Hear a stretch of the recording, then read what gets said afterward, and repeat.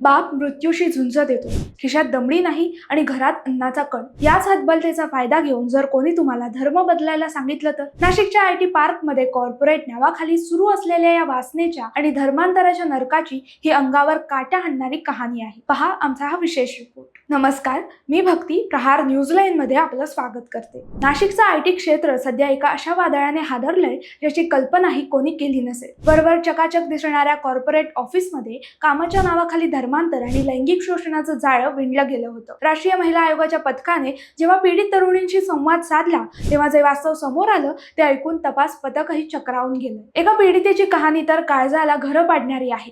तिचे वडील कॅन्सरने आजारी आहेत. त्यांच्या किमोथेरपीसाठी आणि महागड्या औषधांसाठी तिला पैशांची नितांत गरज होती. हीच तिची हतबलता नराधम वरिष्ठांसाठी संधी ठरली. नोकरी हवी असेल तर वडिलांचे प्राण वाचवायचे असतील तर आमचं ऐकावंच लागेल असा दबाव तिच्यावर टाकला गेला. मानसिक छळ, अश्लील शेरेबाजी आणि सर्वात भयंकर म्हणजे विशिष्ट धर्माचा स्वीकार करण्याची सक्ती. दुसरीकडे घरात खाण्यालाही मोताद असलेल्या तरुणींना नोकरीवरून काढण्याची धमकी देऊन त्यांच्या धार्मिक भावनांशी खेळ खेळला गेला. या प्रकरणातील संशयित आरोपी निदा खान हिच्यावरही गंभीर आरोप आहेत. सध्या हे प्रकरण केवळ धार्मिक भावना दुखावण्यापुरता उरलेलं नाही. यामागे एखादं मोठं रॅकेट आहे का याचा तपास महिला आयोग आणि पोलीस करत आहेत. कॉर्पोरेट संस्कृतीच्या नावाखाली चाललेला हा धर्मांतराचा धंदा नाशिकच्या वेशीवर टांगला गेलाय. गरिबी, आजारपण ही एखाद्याची कमजोरी असू शकते, पण त्याचा फायदा घेऊन धर्मांतर करणं हा मानवतेला लागलेला कलंक आहे. महिला आयोगाच्या हस्तक्षेपानंतर या प्रकरणातील दोषींना कायद्याचा वचक बसेल अशी अपेक्षा निर्माण झाली आहे. कॉर्पोरेट ऑफिस की धर्मांतराचा अड्डा, बापाचा जीव वाचवण्यासाठी पोरीने भोगला नरक